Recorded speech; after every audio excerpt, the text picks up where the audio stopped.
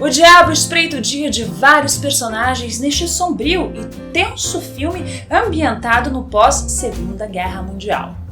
Não sai daí!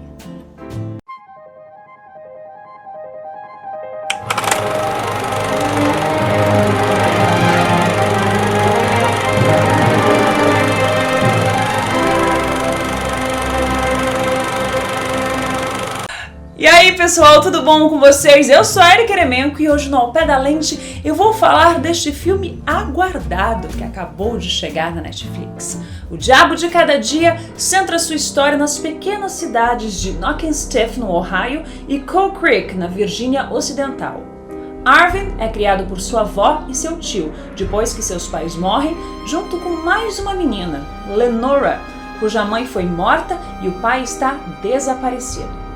Paralelo a isso, acompanhamos como os pais de Arvin e Lenora se conheceram e também os estranhos habitantes desses dois lugares, que incluem um casal de assassinos, um pregador que se utiliza de aranhas para provar o poder de Deus, um xerife corrupto e um pastor que de santo não tem nada.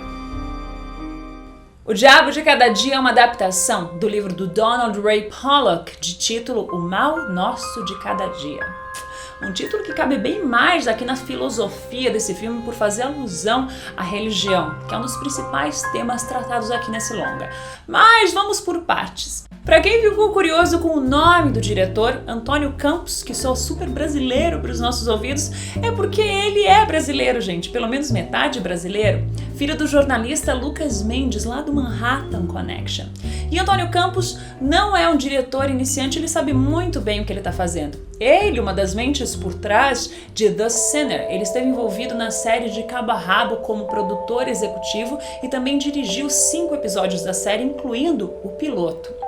É ele também o cara por trás do longa elogiadíssimo exibido no Festival de Sundance, Christine, com a atriz Rebecca Hall. Então vale muito a pena ver, aliás, esse filme também está na Netflix. Então, se você quiser fazer uma maratona Antônio Campos, manda bala.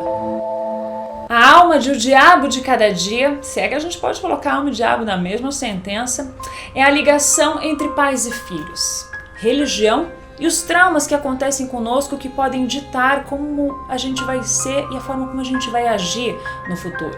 Através de várias histórias, esse filme se utiliza da religião e da violência como forma de conexão entre os personagens. Ou seja, se um personagem faz algo hoje, isso vai impactar na vida de outro personagem no futuro.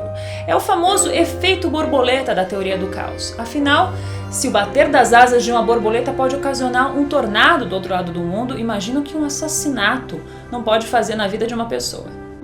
O roteiro, também de Antônio Campos, feito em colaboração com seu irmão Paulo Campos, capta o coração desse livro ao cruzar temas como vida, morte, fé e sacrifício, além da incitação à violência, já que o Arvin é ensinado desde menino pelo seu pai a resolver as coisas desse jeito.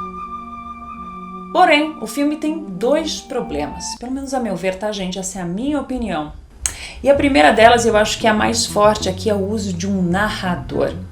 Coisa muito difícil de dar certo na linguagem cinematográfica, já que acaba enfraquecendo um pouco a história, terceirizando as emoções do espectador. É como se a gente se descolasse daquilo que está sendo mostrado, como se a gente não conseguisse participar, se envolver emocionalmente com aquilo. E acaba ficando um pouco didático demais. É como se o diretor não confiasse que a imagem que ele está mostrando pra gente seja capaz de contar aquela história. Ele precisa de uma outra força, um narrador onisciente, onipresente, para explicar aquilo que está sendo mostrado. Mas eu entendo porque o Antônio Campos fez isso. Essa é uma história muito complexa e muito cheia de personagens para ser contada em tão pouco tempo de duração, que nos leva ao segundo problema que eu tenho com essa obra.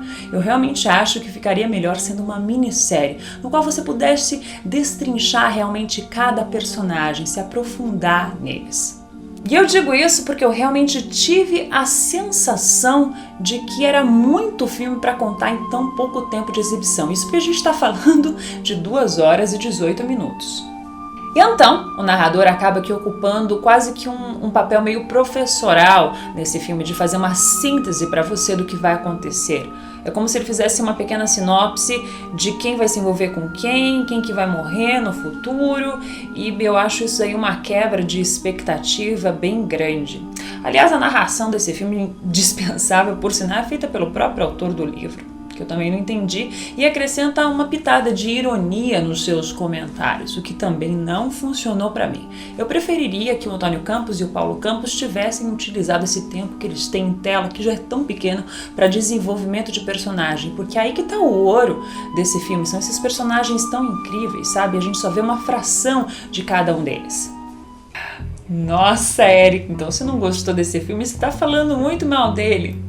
Gente, não é porque eu desgosto de algumas opções narrativas desse diretor, do que ele se utilizou, do que ele fez com o roteiro, que eu não gosto do filme, que eu acho o filme ruim. Muito pelo contrário.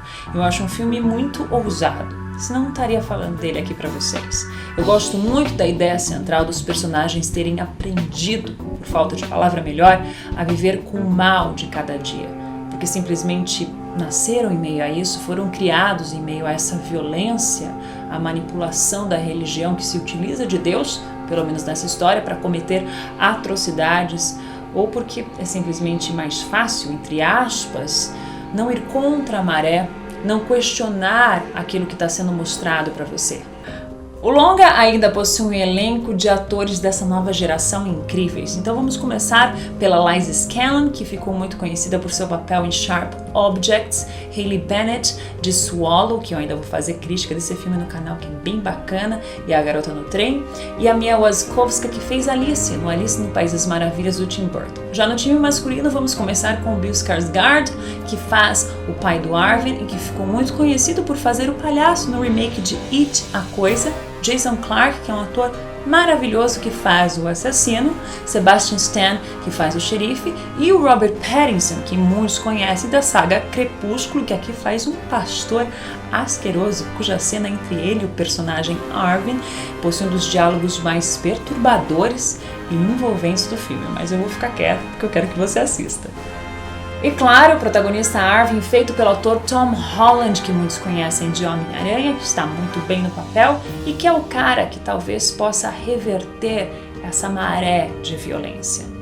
Mas será que ele consegue? Ou será que a maneira tão trágica como seus pais morreram, a relação tão triste e estranha que ele tem com a fé, ou a criação que ele teve cercada de violência, vão realmente determinar a forma como ele vai conduzir a vida dele? O filósofo Jean-Jacques Rousseau já dizia: o homem é produto do meio. Será que isso é verdade? Ou será que dá para reverter isso?